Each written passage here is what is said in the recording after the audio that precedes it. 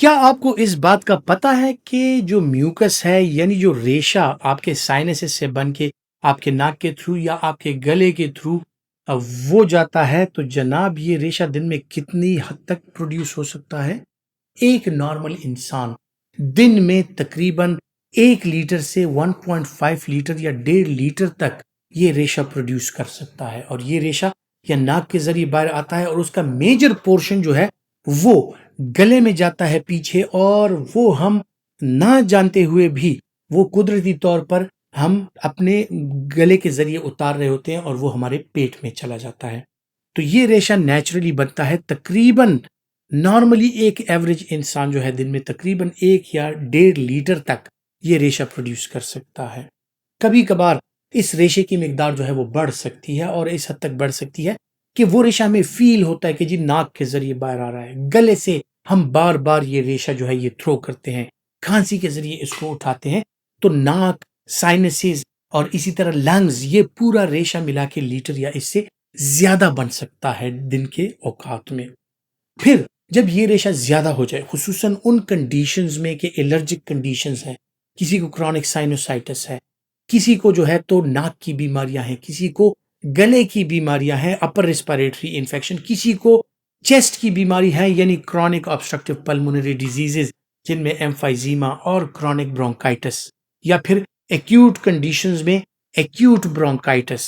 اس دوران یا پھر اکثر اوقات لوگ ہوتے ہیں کہ جن کو دائمی بیماریاں ہوتی ہیں، جس طرح سسٹک فائبروسس یا اور ایسی بیماریاں کہ جس میں ریشے کی پروڈکشن بہت زیادہ ہو سکتی ہے۔ اب یہ ریشہ کیوں اتنا زیادہ ہو جاتا ہے کہ یہ آپ کو تنگ کرنے لگتا ہے، آپ کے گلے میں بار بار آتا ہے؟ تو اس کی کچھ وجوہات ہو سکتی ہیں، یا انوائرمنٹل فیکٹرز ہوتے ہیں کہ آپ ڈسٹ میں زیادہ کام کر رہے ہیں، آپ کا انوائرمنٹ جو ہے وہ اس طرح ہے کہ جو ہوا آپ انہیل کر رہے ہیں اس ہوا میں ذرات ہیں، پارٹیکلز ہیں، وہ آپ کے گلے کو، آپ کی سائنسز کو بار بار اریٹیٹ کرتی ہیں، اور اس کی وجہ سے الرجی ہوتی ہے، اور اس الرجی کی وجہ سے آپ کے ریشے یا میوکس کی پروڈکشن جو ہے وہ زیادہ ہو سکتی ہے۔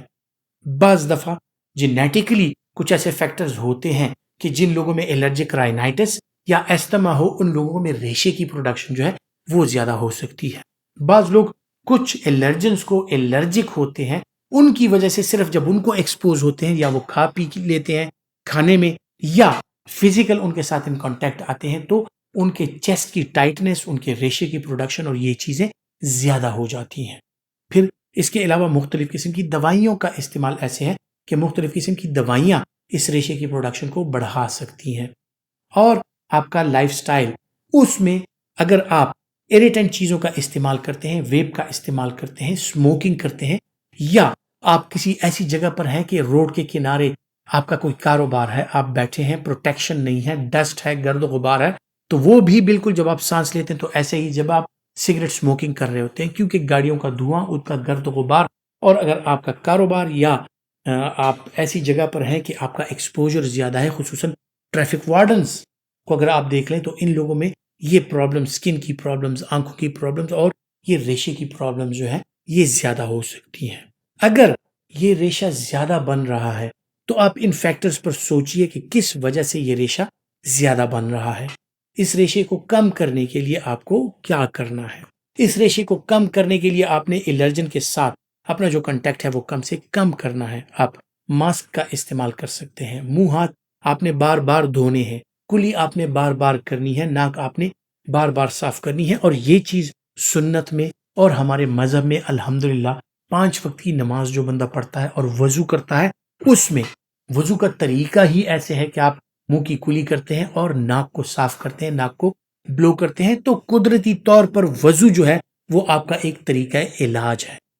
تو اسی طرح اگر دیکھیں، صفائی کا خیال رکھنا، ماسک کا استعمال کرنا، گرد و غبار سے اپنے آپ کو بچانا، اور نہ صرف انڈیویجولی گرد و غبار سے اپنے آپ کو بچانا بلکہ معاشرتی طور پر جو من حیث القوم ہم میں ایک چیز ہے کہ اس گرد و غبار کی جو وجہ ہے اس کو کم کرنا، کہ ہم اپنے معاشرے پر بھی توجہ دیں، سوسائٹی پر بھی توجہ دیں کہ یہ گرد و غبار پیدا کیوں ہوتا ہے، اس کو کم سے کم کیا جائے۔ اس کے علاوہ جو ہے تو مختلف قسم کی جو مضر صحت مشروبات ہوتی ہیں، مختلف چیزیں ہوتی ہیں، مضر صحت خوراکیں ہوتی ہیں، ان کی وجہ سے بھی آپ کے گلے کی خرابی، ریشے کی پروڈکشن، آپ کے چیسٹ کی علامات جو ہیں وہ بڑھ سکتی ہیں، تو اس کو کم سے کم کیجیے۔ اپنا جو آپ کا لائف سٹائل ہے اس میں ہائیڈریشن کا بہت خیال رکھیے، پانی کی مقدار زیادہ رکھیے، اس کی وجہ سے آپ کا ریشہ جو ہے وہ پتلا ہوتا ہے۔ ڈی ہائیڈریٹڈ لوگوں میں ریشہ گاڑھا ہوتا ہے اور وہ ریشہ آپ کو بار بار تنگ کرتا ہے، آپ کو بار بار اس کو نگلنا پڑتا ہے یا تھرو کرنا پڑتا ہے یا اپنی ناک کو آپ نے صاف کرنا ہوتا ہے۔ لیکن اگر یہ ریشہ پتلا ہو تو وہ بالکل ہی ایک ایسے انداز میں ایک لاشعوری طور پر آپ کو پتہ بھی نہیں ہوتا، نیچرلی وہ آپ کے حلق سے گزر کر معدے کی طرف چلا جاتا ہے اور پھر پخانے میں اس کا اخراج ہو جاتا ہے، جو کہ آپ کو تنگ نہیں کرتا، آپ کے گلے کو ایریٹیٹ نہیں کرتا۔ اس کے علاوہ پان، گٹکا، نسوار وغیرہ یہ چیزیں جو آپ کے گلے کے لیے نقصان دہ ہیں، اس سے آپ کے ریشے کی پروڈکشن اور گلے کی بیماریوں میں اضافہ ہو سکتا ہے۔ اس کا استعمال ترک کیجیے، خصوصاً ان چیزوں کا استعمال کیجیے جن میں وائٹامن سی زیادہ ہو، جن میں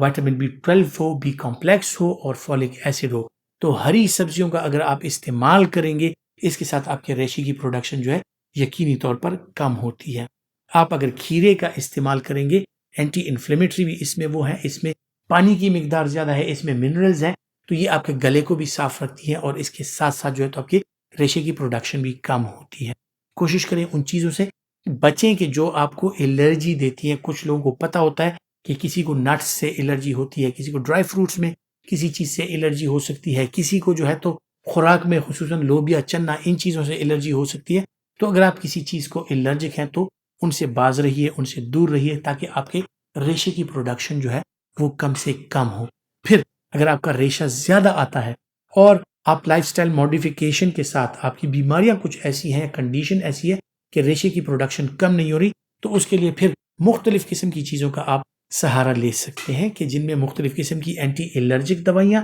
اس ریشے میں کمی لانے والی جو دوائیاں ہیں ان میں ماسٹ سیل سٹیبلائزر، جو آپ کے ماسٹ سیل جو ہیں ان کو سٹیبلائز کرتے ہیں، آپ کے الرجک ریئیکشن کو کم کرتے ہیں۔ اس کے علاوہ مختلف قسم کے جو ماؤتھ واشز ہوتی ہیں، جو اینٹی سیپٹکس ہوتے ہیں آپ کے گلے کے لیے، گارگل کے لیے، آپ گارگل غرارے کرتے ہیں، ان سے اپنے گلے کو صاف رکھتے ہیں، ان چیزوں سے اینٹی الرجک دوائیاں۔ اور اگر خدا نخواستہ کوئی انفیکشن ہو، کرونک سائنوسائٹس ہو، ایکیوٹ سائنوسائٹس ہو، تو ان میں اینٹی بایوٹکس کا استعمال بھی کرایا جا سکتا ہے۔ جو لوگ دائمی طور پر اس نزلے کا اور اس ریشے کا شکار ہیں، ان کے لیے میوکس تھنرز